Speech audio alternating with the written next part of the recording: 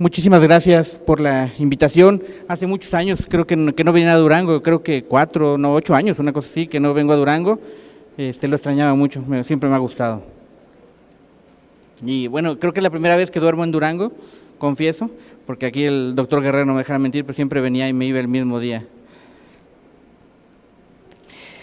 Les quisiera contar un poquito mi historia y cómo los entiendo ustedes. A mí me ha tocado estar de los dos lados del desarrollo de los fármacos. Desde el lado de los médicos, yo soy internista, me formé en Centro Médico Nacional y ahí hasta la fecha mantengo mi plaza.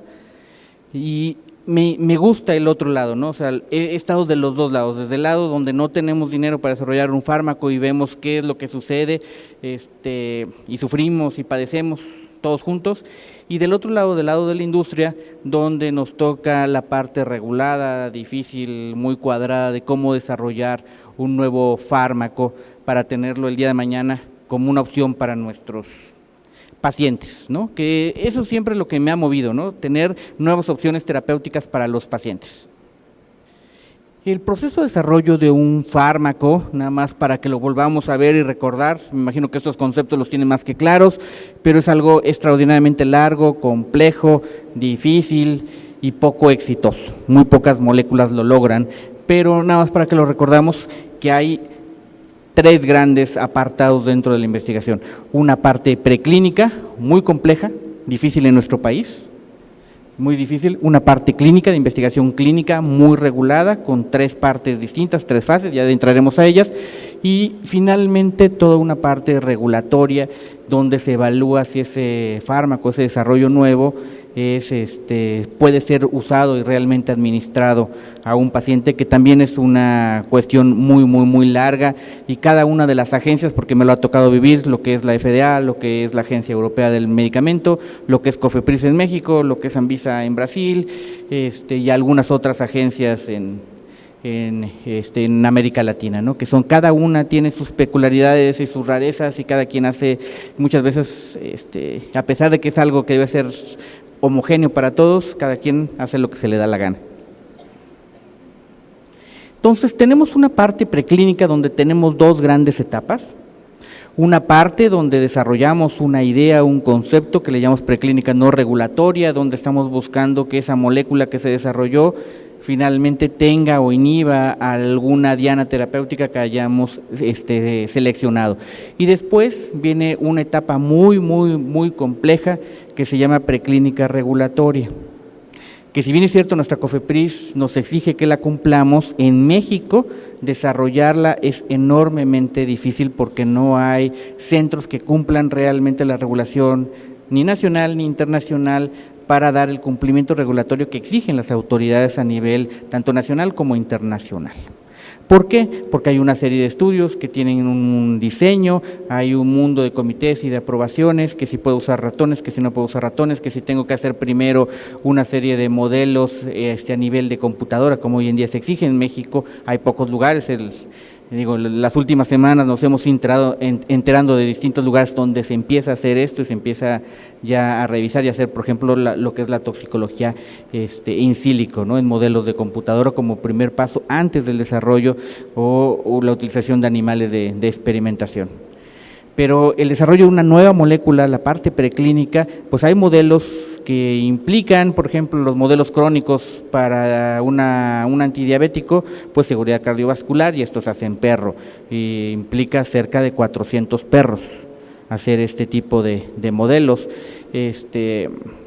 Otro modelo, por ejemplo, Silanes, donde yo trabajo, hacemos antivenenos, hacemos antialacrán, antiaraña, anti muchísimas otras cosas. La nueva regulación en la Organización Mundial de la Salud, que son los que regulan el desarrollo de los antivenenos, por ponerles un ejemplo, pidió que se validaran los venenos, que los venenos que se sacan de las serpientes o de los alacranes o de las arañas estuvieran validados y tuvieran una serie de características, y esto es HPLC, estudios de potencia, que eso se hace en un modelo de letalidad, es como se evalúa si el veneno que tenemos mata al 50% de los ratones.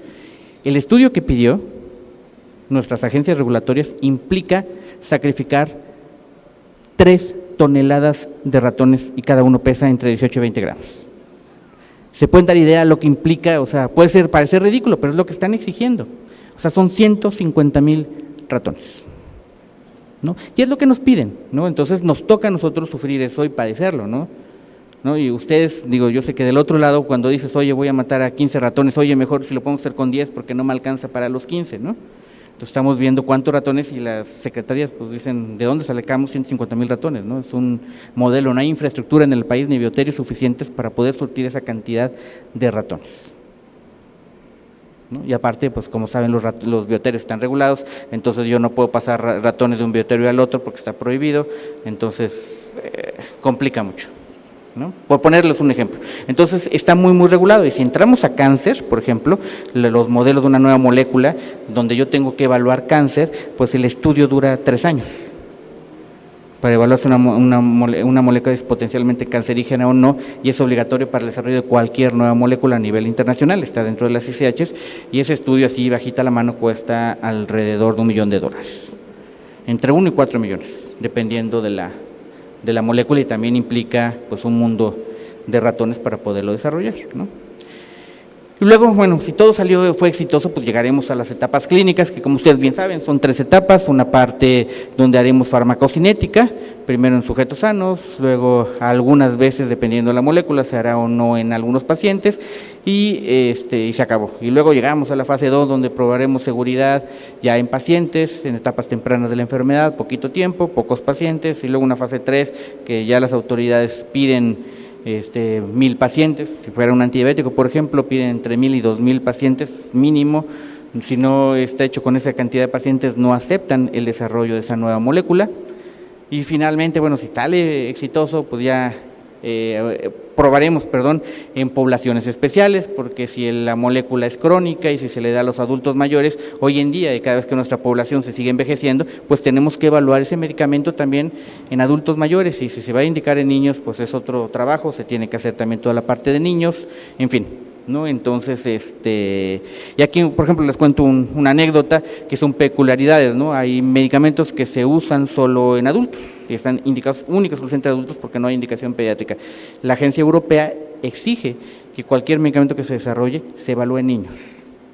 Y si no se va a evaluar en niños, se tiene que hacer todo un manual, un dossier de registro para poder justificar por qué razón no voy a usar un medicamento en un niño, ¿no? Que eso nos sorprendería, en México no se exige, pero la EMA, la Agencia Europea lo exige, la FDA no lo exige, ¿no? Entonces depende de cada agencia, ¿no?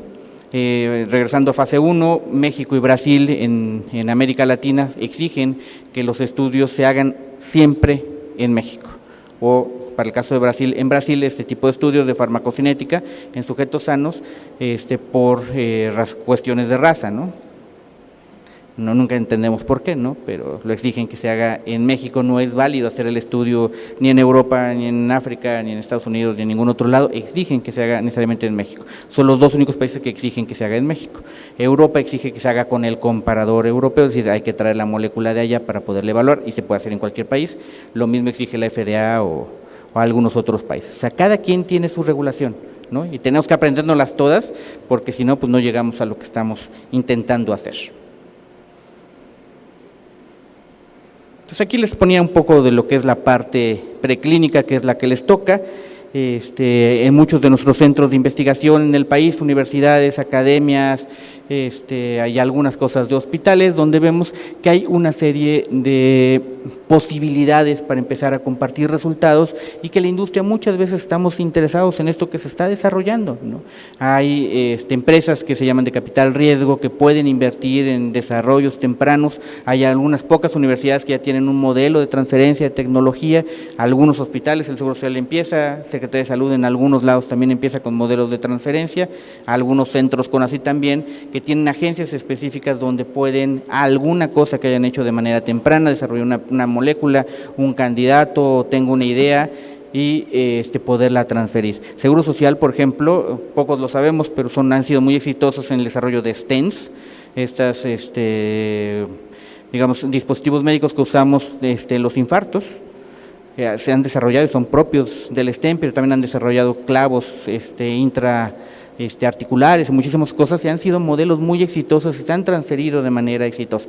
Hay otros ejemplos como el Cicatricure, que fue desarrollo del IMSS y fue cedido posteriormente, o el QG5 también, que fue del IMSS y fue posteriormente cedido. Entonces hay algunos modelos exitosos, algunos otros, muchos no, pero finalmente es una forma también de financiar esta investigación y poder llevarla a donde todos queremos. ¿Cuál es el papel de la industria? Bueno, pues es investigar y desarrollar nuevos medicamentos para dar respuesta a las necesidades terapéuticas actuales, ¿no? Y eso nos fijamos qué es lo que está sucediendo en nuestro país realmente, ¿no? Y tratamos de tener un verdadero censo de lo que ocurre en cuanto a enfermedades, desarrollo de medicamentos o algunas otras cosas para realmente aportar algo distinto a nuestros pacientes, ¿no? Y es una forma de garantizar una mejor salud para la población. Veremos si se ha logrado en nuestro país, ¿no? ¿Qué es lo que nos sucede? ¿Qué es lo que nos pasa? ¿No? Pues lo que les he contado, ¿no? Tenemos una fuerte regulación, tenemos un mundo de normas y cada día se actualizan y nos complican, ¿no? Para todo, ¿no? Un altísimo componente innovador que nos cuesta mucho trabajo porque hay mucha competencia, hay patentes, hay muchas otras cosas que impiden que también podamos meternos en algunos canales que nos interesaría, ¿no? Alguien ya se le ocurrió una idea, la protegió y entonces por los siguientes 20 años nadie va a poder tocar ese campo aunque no lo haya desarrollado, ¿no? Que estos modelos que esperemos que algún día o bien se acaben o se modernicen para poder permitir que la población esté mucho más sana cada día. Tenemos otros modelos, ¿no? Esto es muy largo, hoy día en promedio el desarrollo de un nuevo medicamento tarda alrededor de 15 años, en los últimos 10 años se incrementó, 5 años, el tiempo en que se desarrolla un medicamento. Si ustedes hubieran visto esta plática hace 5 años, hubiéramos dicho que el tiempo que se tarda en desarrollar un medicamento son 10, 11 años, hoy día promedio son 15 años. ¿Y por qué? Por la regulación, por las exigencias regulatorias que cada día preguntan más en este sentido, ¿no? Está fuertemente globalizada, hay mucho dinero, muchas empresas con gran cantidad de dinero que impiden que las pequeñas locales desarrollen propios medicamentos, ¿no? Y evidentemente pues mucha competencia. Esta imagen me imagino que es clásica, ya todo el mundo la conoce, que desarrollan, pues entran en esta parte, en esta parte 10,000 ideas, 10,000 propuestas y solo una de ellas va a llegar al mercado. Pero esto todavía se complica más, ¿no? Porque de esa única idea de las 10,000 que partieron, solo 3 de 10 realmente van a recuperar la inversión que tuvieron, lo que hace más complejo todavía el desarrollo de un fármaco. Como ustedes pueden ver en lo que les intento explicar, si ven esa línea hacia abajo, lo que significa es que cada día me tardo más en desarrollar un fármaco y cada día la agencia regulatoria, en este caso es el caso de la FDA, se registran menos moléculas. Hace 10 años se registraban por año alrededor de 40 moléculas, hoy en día están alrededor de 20, el último año fueron solo 15 nuevas moléculas, ¿no? Entonces cada día son menos moléculas, más tiempo y más dinero lo que me cuesta llegar a desarrollar un fármaco. Se pensó que con algunas tecnologías y agregando algunos otros modelos iba a lograr revertir esto, pero finalmente no se ha logrado, ¿no? Aquí volvemos a ver lo mismo, en la línea versus las barras, donde vemos en la línea es la caída del número de registros versus la inversión que cada día es más creciente, ¿no? Las grandes farmacéuticas dirán que el desarrollo de un fármaco cuesta alrededor de $1,000 millones. Hay otros modelos y dicen, bueno, cuesta $1,000 millones porque también tienes 30,000 empleados o 20,000 empleados y desarrollas muchas moléculas y todo se lo sumas al valor de la molécula, que es realmente como se hacen las cuentas, ¿no? Y sí cuesta alrededor de 1,000. Se ha visto que en realidad a una empresa con unas dimensiones mucho más operativas, más pequeñas, que es lo que se busca, las grandes empiezan a hacer spin-off y empresas más pequeñitas para que sean más eficientes en sus procesos de investigación y en la burocracia propia de estas empresas, y entonces la realidad es que está alrededor de $400 millones, ¿no? Como todos saben, todos los días pues, cualquiera de nosotros tiene 400 millones en la bolsa para desarrollar un nuevo fármaco, ¿no? Y de los cuales pues muchos no van a llegar, ¿no? Pero bueno, se puede intentar, ¿no? ¿Cuál es la situación? Como lo habíamos dicho en resumen, pues un incremento significativo de la duración del proceso, un incremento significativo de los costos, reducción de la exclusividad de los mercados, por si antes tenía 10 años de exclusividad, hoy en día si me tardé 15, pues solo me quedaron 5, porque una patente tiene 20 años de exclusividad. Se han buscado otros modelos y se ha dicho, pues hay protección de datos, que te doy 2 años adicionales, y si tu modelo fue nuevo, etcétera, te puedo dar 9 adicionales, para que nadie empiece a competirte hasta que no estés avanzando, ¿no? Pero finalmente la patente de todas maneras se acaba a los 20 años, ¿no? Hay mucha competencia, evidentemente tenemos muchas industrias que han crecido y es un modelo que nos interesa a todos como mexicanos y como a nivel mundial. Estados Unidos, Europa, todo el mundo está pendiente del desarrollo de los genéricos. ¿Por qué? Porque son medicamentos más baratos, ¿no? Evidentemente tienen la misma función, ya hablaremos en detalle de qué significa esto, pero nos cuestan menos. Entonces hay empresas que su objetivo es desarrollar genéricos, entonces yo puedo iniciar el desarrollo de un genérico 3 años antes, y que está también regulado, cuántos años antes puedo adquirir un API y demostrarle a una agencia regulatoria que inicié el desarrollo de un genérico, esos son 3 años. Entonces hay ejercicios y modelos donde dicen en qué momento tengo que comprar mi materia prima para iniciar mi desarrollo y estar justo a los 3 años con mi medicamento registrado y lanzarlo al día siguiente del vencimiento de la patente. Eso se hace en muchos otros países. México, por los procesos regulatorios y la parte política, que todos lo lanzamos en paquetes, pues a veces nos tardamos 1 o 2 años adicionales en lanzar esos genéricos, ¿no? Pero bueno, es un modelo que así existe, ¿no? Entonces tenemos un modelo clásico, que es ya lo hemos visto, 10,000 moléculas, una llega y solo de cada 10 que llegaron al final del camino recuperarán su inversión. ¿Qué tenemos que hacer? ¿Cuáles son las soluciones? Bueno, hay algunas soluciones. Número 1, innovación. Buscar nuevas dianas, medicamentos más seguros y más eficaces. Marcadores, nuevas tecnologías. Utilizar parte de lo que empezamos hablando, que hay nuevas tecnologías que nos permiten afinar la indicación de ese medicamento. Si yo conozco muy bien la diana y tengo un inhibidor específico y tengo una serie de modelos que me permiten predecir el éxito de mi molécula, pues en lugar de estar probando 10,000, probablemente termine probando 100 o 10 o unas cuantas, y eso me reduce de manera importante el costo, 1, y 2, el tiempo del desarrollo de ese fármaco en las etapas preclínicas, ¿no? Evidentemente, la optimización de los procesos de investigación, esto nos va a mejorar la tasa de éxitos. Y una cosa muy importante que no está dicho aquí, pero lo vamos a ver en otras diapositivas, es la parte de vinculación. Romper el esquema donde una empresa desarrollaba de lado a lado una molécula, o sea, yo tengo el poder del desarrollo de la molécula desde la preclínica, desde el primer ratón hasta el primer paciente que toma el medicamento. Estos esquemas se están rompiendo y cada día vemos empresas que su expertise es el desarrollo de moléculas y hacer solo preclínica, no regulatoria, y otras regulatoria, y así sucesivamente, ¿no? Otras que compran las moléculas en etapas avanzadas y su expertise es llevarlas al mercado. Esas son formas donde se está trabajando para romper estos esquemas y poder tener un mayor número de medicamentos.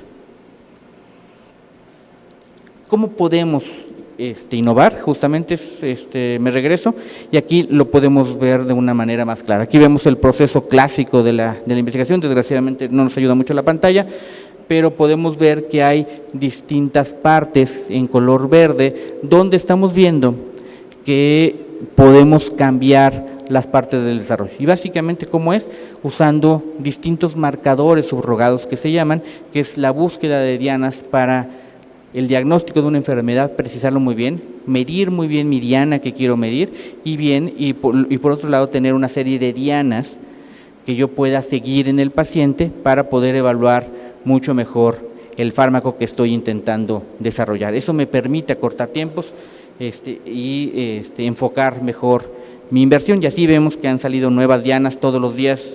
Si revisamos, pueden escuchar que ya hay una nueva diana terapéutica que nos permite, si yo mido, por ejemplo, se los menciono, una cosa que se llama ceramidas, que las habrán escuchado en los champús y en otro tipo de cosas, pero es un lípido que tenemos en la sangre, que 2 variedades, una que tiene 16 carbonos y otra que tiene 18, si yo mido la tasa que tenemos, la cantidad en sangre versus la que mide 22 carbonos, eso me permite decirle a un paciente a cuántos años está realmente de infartarse, porque eso desarrolla una aterosclerosis muy rápida y hay una tasa ya específica y me dice, oye, este sujeto se me puede infartar en 4 o 5 años. ¿Qué tengo que hacer para evitar que eso suceda? Porque lo que me va a costar a mi gobierno es si ese sujeto se me infarta, porque lo costoso no es hacer la medición, lo costoso es el paciente con un infarto, ¿no? Entonces son los modelos que se están haciendo hoy en día y buscamos cada día ese tipo de dianas,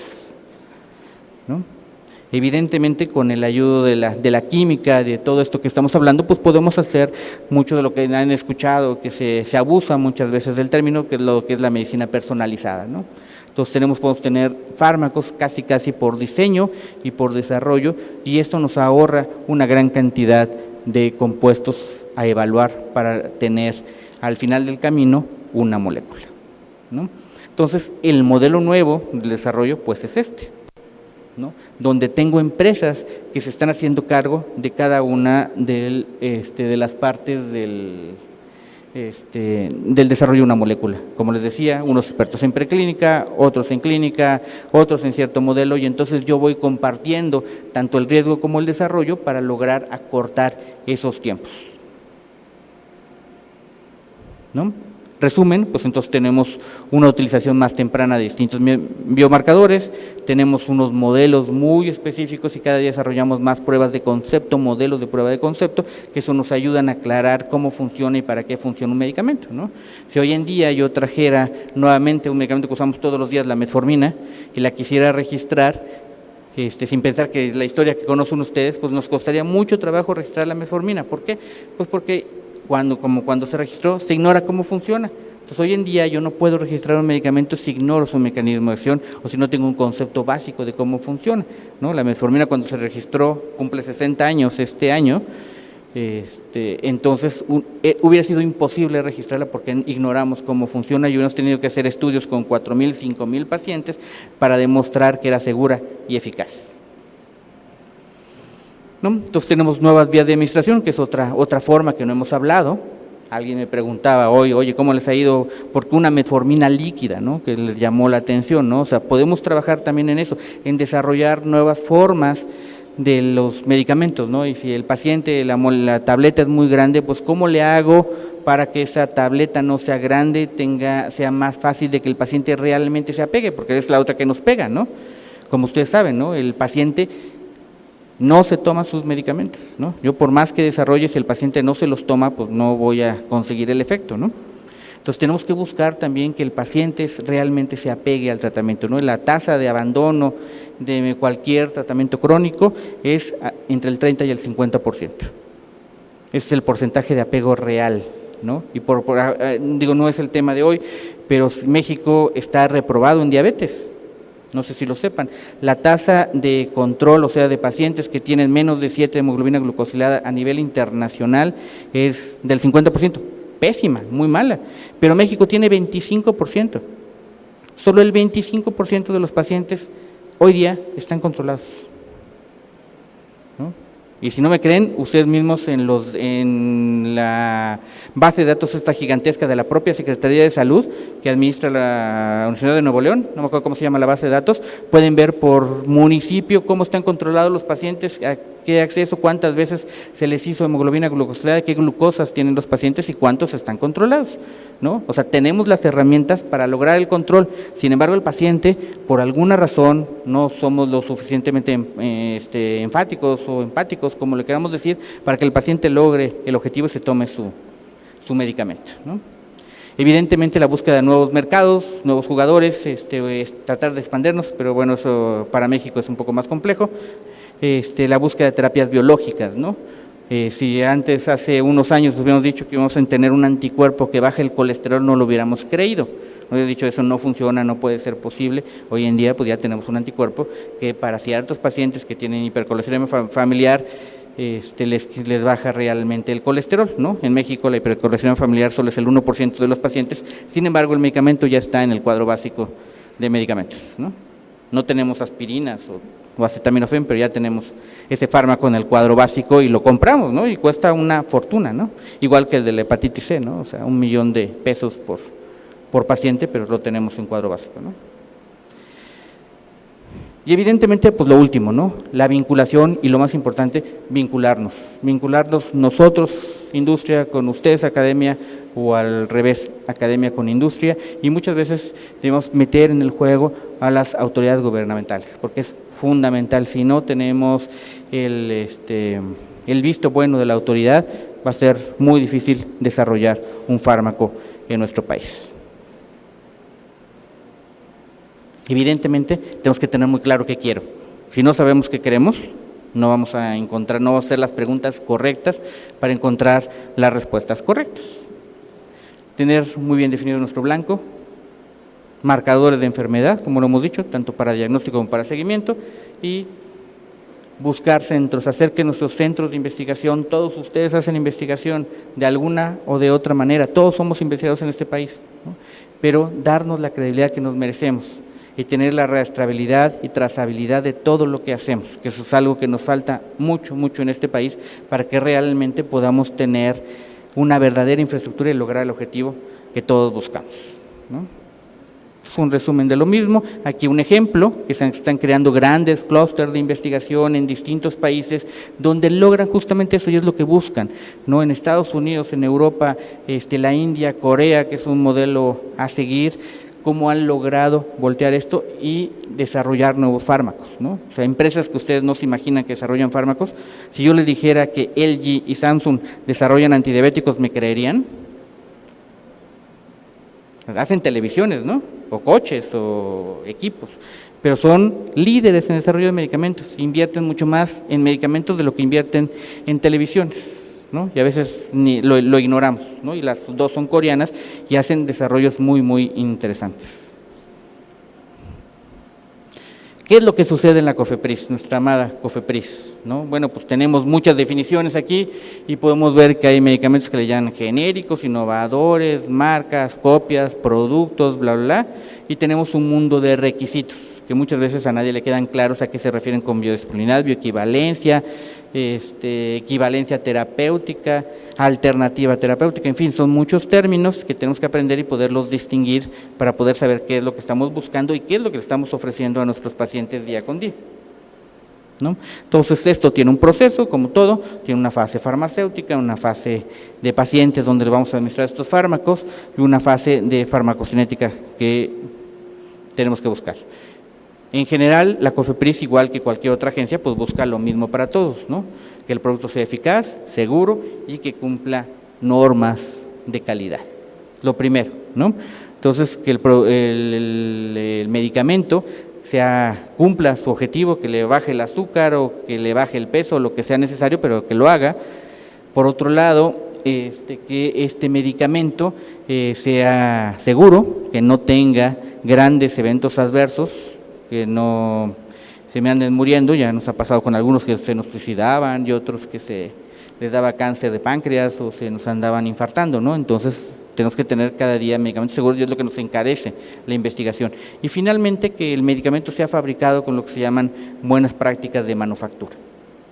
Eso significa cumplir un mundo de disposiciones para poderlo lograr, ¿no? Todos los productos pues tienen que tener un buen diseño, cumplimientos, y las plantas desde el punto de vista de calidad nos piden lo que no se imaginan, ¿no? Y hay cumplimientos que se llaman farmacopeicos, ¿no? Que cada país tiene su propia farmacopea. Yo tengo en México un modelo, por un ejemplo, una forma de laboratorio para medir proteínas que no necesariamente es igual a la que tiene Estados Unidos y no necesariamente es igual a la que tiene en Europa. Y yo, si quiero desarrollar un medicamento, tengo que ocupar la farmacopea de cada uno de los países para lograr el desarrollo de ese medicamento.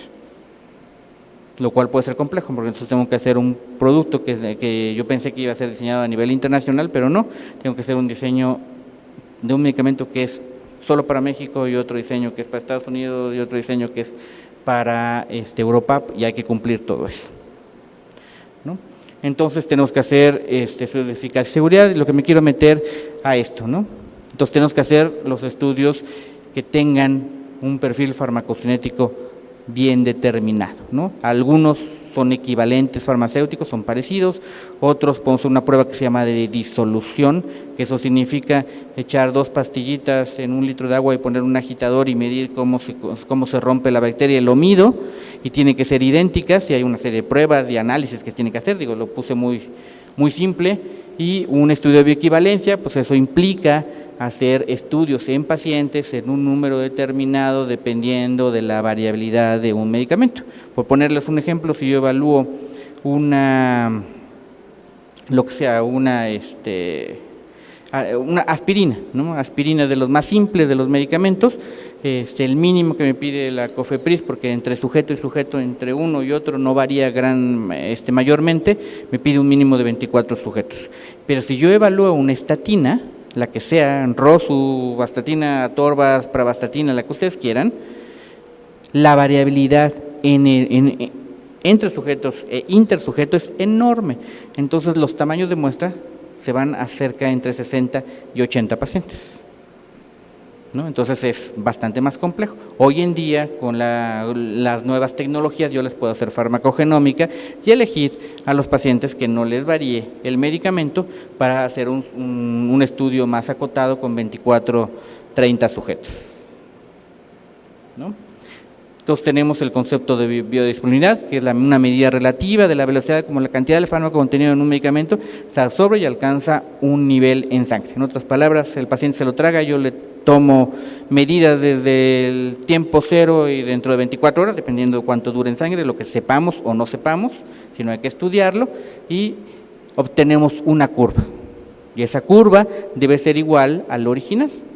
Si no la conozco, bueno, entonces es el mismo estudio, pero entonces estaré diseñando un perfil farmacocinético para que el día de mañana cualquiera que se quiera comparar, se compare con esa curva que yo diseñé hoy día, ¿no?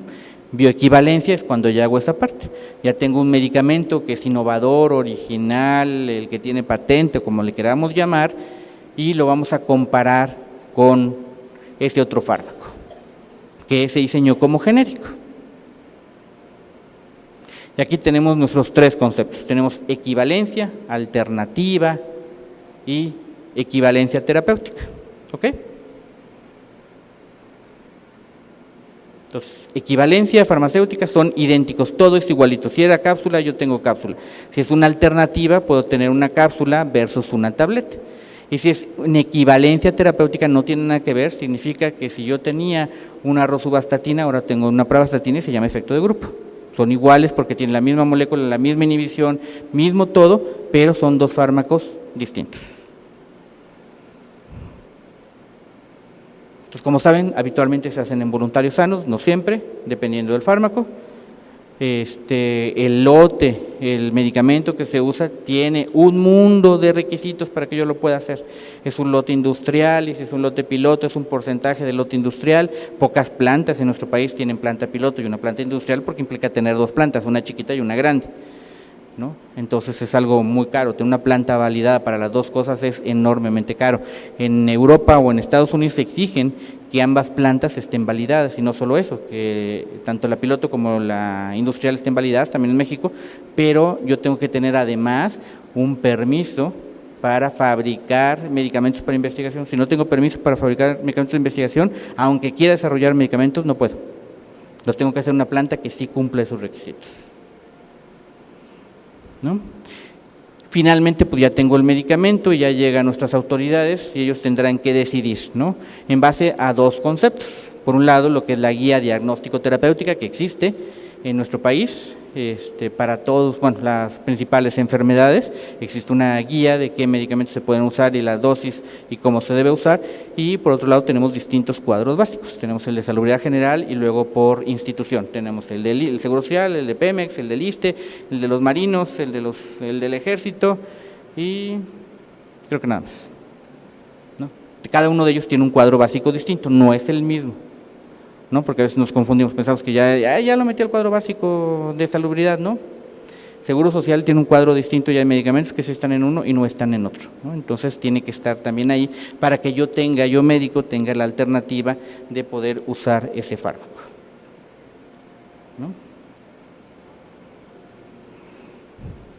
¿Cómo lo hace la COFEPRIS? ¿No? Entonces la COFEPRIS es enorme, igual que la FDA, tiene el mismo concepto cuando nació y evalúa una serie de cosas que van más allá de lo que nos pensamos. No sé si ustedes sepan, por ejemplo, que la COFEPRIS evalúa todos los días los menús de los aviones y califica si son correctos o no correctos y una serie de cosas para que los puedan tener, ¿no? Son cosas que hace la COFEPRIS, ¿no? Y cada día va desapareciendo algunas de estas, ¿no? Pues evidentemente alimentos y bebidas, servicios de salud, donde estamos, en fin, ¿no? ¿Cómo clasifica los medicamentos? Pues dicen que hay 3 grupos para ellos, los que son alopáticos, los que son homeopáticos y los que son herbolarios, cada uno con su definición y cada uno tiene que cumplir una serie de características, ¿no? Los más lejanos para nosotros probablemente sean los herbolarios y muchas veces se usan más, pero hoy día tienen que cumplir y ser evaluados igual que un medicamento para demostrar que tienen eficacia y seguridad, ¿no? Entonces tenemos un concepto nuevo que se llama, para la Secretaría de Salud, que existe en otros países también, que se llama moléculas nuevas. Todo medicamento que yo quiera dar en dosis fija, por ejemplo, hoy día losartán con un diurético, con clorotiazida, con clortalidona, con algún otro, tiene que pasar por el Comité de Moléculas Nuevas, donde van a evaluar si la combinación se puede usar o no se puede usar, no solo si es un nuevo DPP4 o lo que queramos, ¿no? Es una nueva insulina. Ahora también las combinaciones en dosis fija van a este comité, ¿no? Que es un comité complejo, duro, difícil, lento. Uno hace una solicitud y como 6 meses después lo llaman a uno para presentar, entonces son difíciles, ¿no? Y hay una serie de características de lo que se debe presentar antes y cómo para cada uno de estos, ¿no? Pero, por ejemplo, México, a diferencia de otros países, no tiene una forma de cómo registrar una droga huérfana. Como ustedes saben, las drogas huérfanas son aquellas que están indicadas en pacientes que tienen de enfermedades que tienen una incidencia muy, muy, muy baja en el país. La única manera que puedo traer una droga huérfana, tengo que registrar en otro país y meter a México. No hay manera de que yo lo haga en México. No hay modelos para registro de ese tipo de productos, ¿no? Entonces, estamos fuera, no estamos actualizados en eso, ¿no? Entonces tenemos que hacer el registro, aquí están los protocolos y cómo se va a ir evaluando cada una de estas cosas, el tiempo que nos pone la COFEPRIS, la misma COFEPRIS ya reconoce que mínimo nos vamos a tardar 15 años en lograr todo esto y que a lo largo del desarrollo del fármaco nuevo yo tengo que irle presentando mis avances a la COFEPRIS. Entonces primero cuando estoy en fases tempranas tengo que ir a acercarme antes de pasar humanos, oye COFEPRIS, quiero registrar, quiero hacer estudios en humanos, ya terminé mi hiperclínica, quiero hacerlo, entonces voy a una reunión con ellos, un medicamento, el Comité de Moléculas Nuevas, un subcomité de moléculas en desarrollo, que corresponde a esto mismo, y es la misma evaluación, ellos van a evaluar si lo que yo le estoy proponiendo es correcto o no, y después ya cuando avanzo a las etapas clínicas, pues haré exactamente lo mismo, le haré mi propuesta de plan de desarrollo clínico y me irán evaluando si es correcto o no correcto a lo largo de todo esto, hasta el final que vuelvo a presentar en el Comité de Moléculas Nuevas una tercera vez para decirle que ya completé todo lo que me dijo y consigo el registro, ¿no? Algunos medicamentos, aquí pueden ver unos ejemplos, lo que se exige que debe de cumplir este medicamento, ¿no? Entonces una molécula nueva pues tiene que tener preclínica completa, estudios clínicos completos, incluyendo fase 1, en fin. Un genérico pues no tiene que tener necesariamente preclínica, puede ser teórica, se presenta normalmente lo que desarrolló el original y posteriormente tiene que tener su estudio de bioequivalencia. Y una molécula huérfana es un tanto distinto porque los estudios, digamos, de bioequivalencia o no son exigibles, ¿no? Y es bastante más complejo, pero bueno, ¿no? Entonces ellos así lo definen, qué es lo que se hace en cada una de las etapas. Imagino que esto lo han visto ya en otras ocasiones, se lo saben más o menos bien, para no tardarnos, ¿no? ¿Qué pasa con los ensayos clínicos en México? ¿Cuáles son las ventajas? ¿Qué podemos hacer? Tenemos un mundo de dinero gastado en distintos ensayos clínicos, que es lo que más caro de la investigación de un fármaco. La parte con pacientes es mucho más cara que el resto, ¿no? En promedio, en México, un paciente para la industria, lo que le cuesta cualquier enfermedad, un ensayo clínico por paciente se pagan entre 8 y 15 mil dólares por paciente, es lo que cuesta, ¿no? Y si voy a hacer un estudio con con 1000 pacientes, porque es la exigencia, pues pueden ver cuánto cuesta desarrollar un fármaco, ¿no? ¿Qué pasa? Bueno, pues en México, agosto, de hecho, debe haber puesto 1 de septiembre porque la hice esta hoy, siempre la actualizo cuando la presento, el día que la hago, para que sepan cuántos ensayos clínicos hay. Y como podemos ver, hay 253.462 ensayos clínicos a nivel mundial, de los cuales hay unos cuantos en México, nada más, ¿no? Si lo queremos ver en porcentajes, vemos que la mayor parte de los ensayos clínicos a nivel mundial pues se hacen en Estados Unidos, en Europa, en otros lugares, y no necesariamente en México. Porcentualmente América Latina ocupa entre el 1 y el 3%. Caso México, ¿qué estamos haciendo hoy día en México registrado en las distintas bases, ¿no? Entonces, como podemos ver, de esos estudios que se hacen en México, esos 2.500 estudios hechos en México, la mayor parte están realizados a nivel, digamos, de trazabilidad. No necesariamente significa que ahí estén todos, pero sí los que están en las bases internacionales, ya sea en la base de la OMS o en Clinical Trials, que son las dos bases más grandes para poder consultar esto. Son estos. México tiene un registro nacional de ensayos clínicos. Sin embargo, es muy complejo poder hacer una estadística, hay que bajar prácticamente todos y hacerla a manita, ¿no? Tenemos algunos datos, pero no es muy distinto de lo que estamos viendo aquí. La mayor parte de los estudios que están registrados dentro del registro pertenecen a la industria, un porcentaje menor a la academia. Pueden ver por fase de estudio qué es lo que estamos haciendo. En México lo que más se hacen son fases 3, y esas fases 3 pertenecen a empresas transnacionales que están haciendo ensayos clínicos en México para poder lograr su registro. ¿Qué es lo que investigamos? Aquí lo podemos ver, pues estamos investigando, por un lado, diabetes, cáncer, cáncer de pulmón, algunas enfermedades metabólicas, algunos casos de dolor. Por área de investigación, aquí lo podemos ver nuevamente, pues nos interesa mucho cáncer de mama, cáncer de colon, diabetes. Si queremos ver específicamente por fase, pues aquí ya les queda muy claro cómo son también las fases.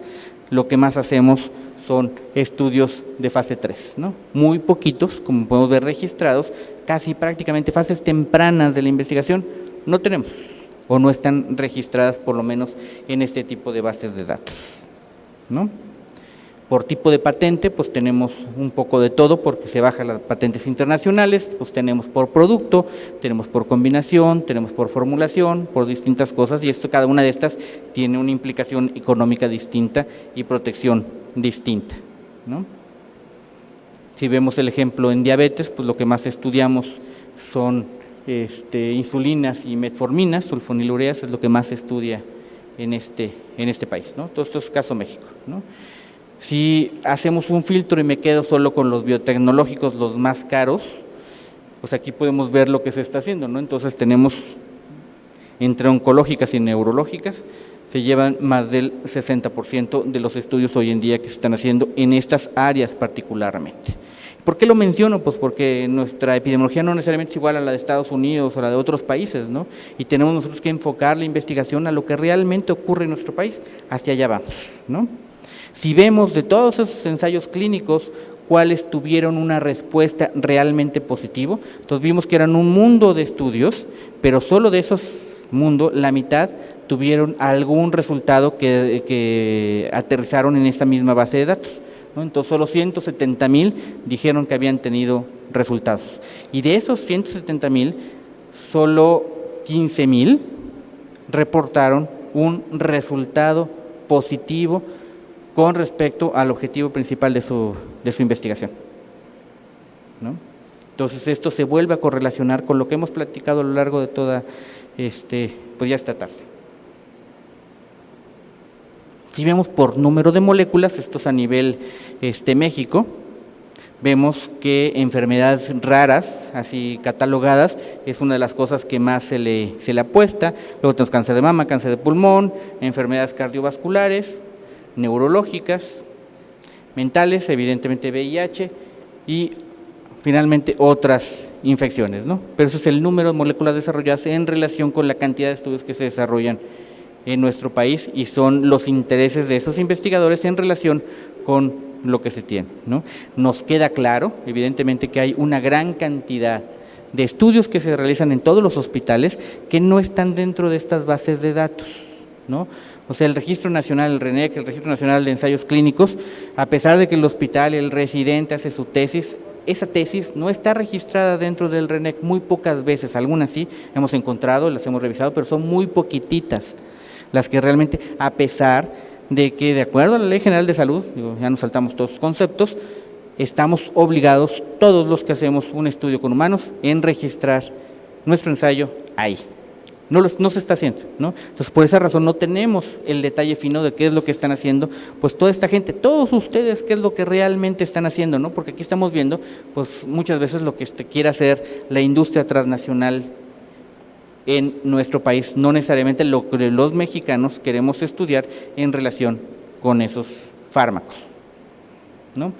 ¿Por qué les hablo de transición? Porque finalmente pues, nos interesa mucho, porque esas son las enfermedades que están matando a nuestra gente, a nuestros pacientes, a todos nosotros, y son muy importante saber si estamos realmente haciendo los estudios que necesitamos para poder lograr lo que estamos buscando. Los ejemplos clásicos de lo que fue la transición, ya no se los pongo, pues como sabemos los ejemplos clásicos, los países más industrializados, más enfermedades crónico-degenerativas, los países de América Latina van creciendo en estas enfermedades, pero aún no han logrado o no se ha empatado con lo que sucede en otros países, ¿no?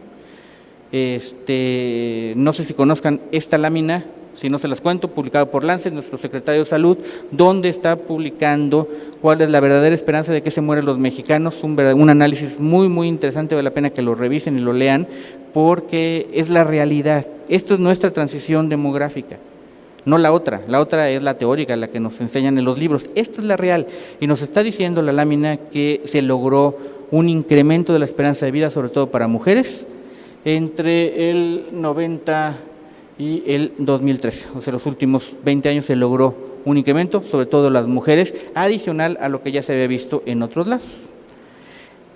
Podemos ver el detalle, y aquí les pongo los 5 primeros. Desgraciadamente lo que podemos ver, y aquí lo tenemos por estado, por eso es muy interesante que lo revisemos, porque estamos representados todos, cómo nos está yendo por estado, con respecto a las principales enfermedades, ¿no? Aquí tenemos los 5 peores, donde vemos que Guerrero y Chiapas ocupan esos 2 primeros lugares, que al estar más pegados a la izquierda significa que tienen una peor esperanza de vida, ¿no? Y esa esperanza, ahí lo pueden ver, digo, si no se los platico, esa barra amarilla muy grandota significa violencia, son las muertes violentas. Y la barra verde, grandota, para explicárselo rápido, es la de crónico-degenerativas, diabetes, obesidad y algunas otras, que es la que quiero que vean, porque cuando les presente la de todos los estados, digo, les paso con gusto las imágenes ya en detalle para que las vean. Hasta arriba está Guerrero, hasta abajo está un estado que no se van a imaginar. ¿Qué estado creen que esté hasta abajo? Sé que no alcanzan a leer, por eso les pregunto. Ah, sí alcanzó a leer. Tlaxcala es el estado que tiene la mejor esperanza de vida hoy día en nuestro país, ¿no? A nivel global, ahorita vamos a ver algunas diferencias, ¿no? Pero como ven, desgraciadamente, Guerrero hasta arriba, y creo que luego es Chihuahua, les pega mucho la parte de seguridad, ¿no?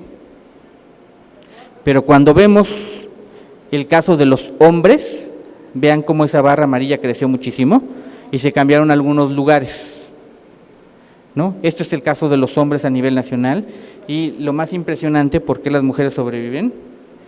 Es por eso. Menos muertes violentas.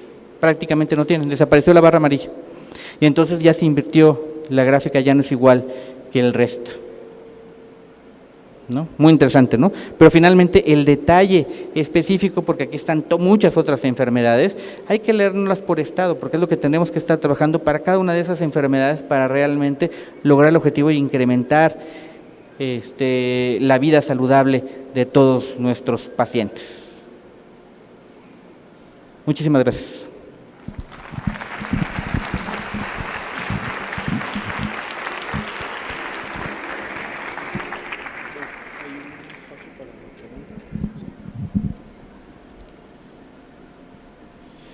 Muy bien, tenemos el espacio para preguntas o comentarios. Si alguien tiene por ahí alguna situación, levanten mano. A ver, por allá. Sigo. Se supone que hubiera micrófono. Manuel. Buenas tardes. Buenas tardes. Mi pregunta es curiosidad acerca de qué es lo que hace la industria farmacéutica cuando un fármaco ya no está cumpliendo su objetivo o ya genera resistencia. Me viene a la mente el caso de la metformina, por ejemplo, que fue diseñado para los diabéticos y ahora lo están utilizando en pacientes con cáncer y ha tenido buenos resultados, pero mi curiosidad es con los fármacos moleculares, que son muy específicos, que la apuesta es muy grande y ya ahorita nos estaba mostrando el costo y todo lo que hay que hacer para diseñar un fármaco molecular, y desafortunadamente también generan resistencia, pero entonces la industria farmacéutica, ¿qué hace ahí con esa investigación de muchos años, con esa inversión muy fuerte? ¿Se queda ahí, le buscan nuevos campos de aplicación? ¿Qué puede comentarnos, doctor? Pues a veces tienes mucha suerte con algunos, y les pongo un ejemplo que no necesariamente es molecular, pero es clásico, el caso del Viagra. No sé si lo conozcas, fue un medicamento diseñado como antihipertensivo. Ese es su origen, y no bajaba muy bien la presión arterial, y sin embargo, solo el 20% de los sujetos reportaron que tenían priapismo, que tenían una erección. Solo el 20%. ¿Qué hizo la industria? Tomó el efecto secundario y lo vendió muy bien, ¿no? Mucha gente cree que funcionan más, pero solo es el 20% de los sujetos, es la realidad. Y les fue muy bien. El caso de la metformina es muy distinto porque se ha visto, igual que pasó con la aspirina, la aspirina de este siglo, del siglo XXI, donde estamos viendo que cada día le encontramos nuevas indicaciones por su efecto en gran cantidad de dianas, ¿no? Muchos estamos involucrados, yo particularmente estudiando mucho metformina y otras nuevas metforminas que alguna vez esperamos que se lancen en el mercado, ¿no? Pero es por eso, ¿no? En el caso de los biotecnológicos, digamos, medicina personalizada, prácticamente un anticuerpo por diseño, pues muchas veces si fracasa, si es tóxico, pues se va a la basura, ¿no? Y desarrollas otro. La enorme ventaja de un medicamento biotecnológico es que tienes al lado el primo hermano, ¿no? Y una pequeña mutación te puede lograr que tengas, dentro del mismo anticuerpo, que tengas o mayor eficacia o que inhibas esa resistencia que encontraste. Uno. Dos, se ha trabajado mucho en la definición, y eso para eso me mencionaba, de marcadores, ¿no? Hoy en día, por ejemplo, en cáncer, tenemos medicamentos que son específicos para cierto genotipo de cáncer, y estudiamos eso antes de dar el medicamento, ¿no? Hay veces que se dan indiscriminadamente, como pasa, ejemplo, hepatitis C, que se lo están dando a medio mundo, a pesar de que cuesta $1 millón, cuando realmente se le va a dar solo al 50% de los pacientes que fracasaron al tratamiento inicial, ¿no? Pero en cáncer es lo que hacemos. Para cáncer de mama o de pulmón específicamente, dos ejemplos, pues tenemos un medicamento que es específico para un tipo de célula cancerosa que se desarrolla en ese tipo de cánceres, y solo para ese grupo de pacientes, no para todos. Tengo otro medicamento que es también para cáncer de mama o cáncer de pulmón, que es para el otro tipo, y así sucesivamente, ¿no? Porque hay 4 variantes específicamente en mama o en pulmón, para ponerles un ejemplo, ¿no? Entonces, a esa precisión llegamos, ¿no? Entonces, se va seleccionando muy bien, y entonces yo tengo los marcadores que definimos y que mencioné varias veces a lo largo de la plática para lograr esa definición, ¿no? O sea, si no es tóxico, digamos, no es tóxico, solo es el problema de resistencia, que yo seleccione muy bien cuál es mi blanco terapéutico, cuáles son los pacientes que realmente les va a funcionar ese medicamento, y solo lo puedo indicar en esa condición. Muy bien, muchas gracias. ¿Alguna otra pregunta? Gracias, buenas tardes. Quisiera preguntarle acerca de la experiencia o el interés que está teniendo la industria farmacéutica en cuanto a esta parte del no apego. Hay muchos factores de no apego, pero uno de ellos son los efectos adversos y las interacciones medicamentosas. De tal manera que ahora, se están desarrollando la polipíldora, ¿no? En el caso, por ejemplo, de diabetes. ¿qué tanto la industria tiene ese interés de hacer estos medicamentos, pero sobre todo que sean accesibles? Porque aunque ya lo hay, pero el costo es muy alto para las personas. Entonces, pues aquí es una situación difícil, ¿no? Es una pregunta compleja, ¿no? Y si contestamos desde el punto de vista de la perspectiva nacional, todavía es más compleja porque no hay muchos laboratorios nacionales que realmente inviertan en investigación y en desarrollo de fármacos, lo cual es todavía más complejo, ¿no? Particularmente donde yo trabajo, sí hacemos esto, tenemos medicamentos que buscan justamente parte de estos objetivos. Y parte de lo que hablamos con la metformina hace un momento, lo que le llamamos reciclaje, y es una tendencia a nivel mundial buscar nuevas indicaciones para viejos medicamentos. 1, 2, buscar combinaciones o asociaciones en dosis fija, que como veíamos la COFEPRIS ya lo está regulando y a nivel internacional está también muy regulado. Que vemos que las combinaciones de dosis fija, la idea es que tú busques el apego, el reducir el número de ingestas, 1, y 2, desde el punto de vista de infraestructura a nivel global, que a veces se nos pierde o que no se ve o no se comenta, es más fácil guardar una caja que guardar 2 cajas de 2 medicamentos distintos, desde el punto de vista de logística, de envíos de almacenes y N cantidad de cosas que a veces se nos pierden a todos, que eso hay que hacerlo también, ¿no? Entonces mejoran el apego. Hay también una gran tendencia en trabajar en nuevas formas farmacéuticas.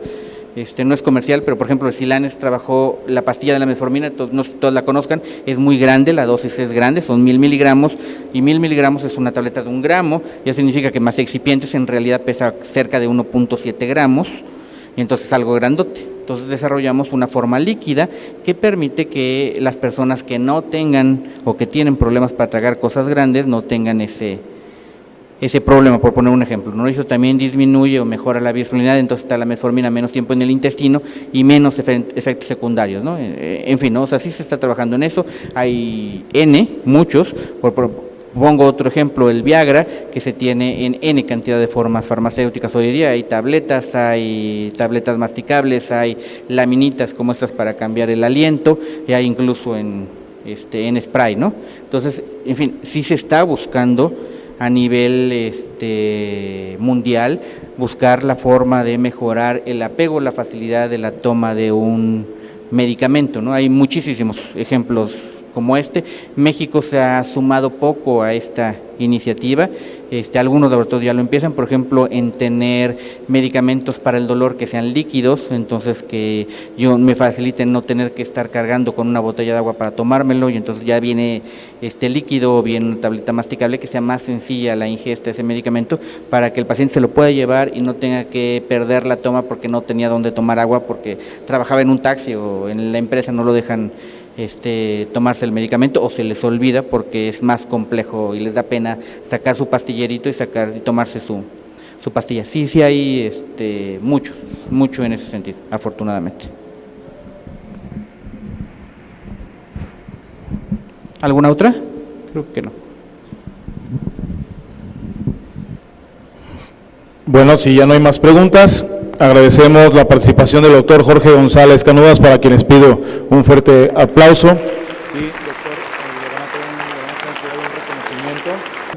van a de un reconocimiento por parte del gobierno del estado de Durango en manos de la doctora Edna Madaí Méndez Hernández, subdirectora de investigación, por su aportación en esta Jornada Nacional de Investigación con la conferencia Investigación y Desarrollo de Medicamentos. Muchas gracias, doctor Jorge González.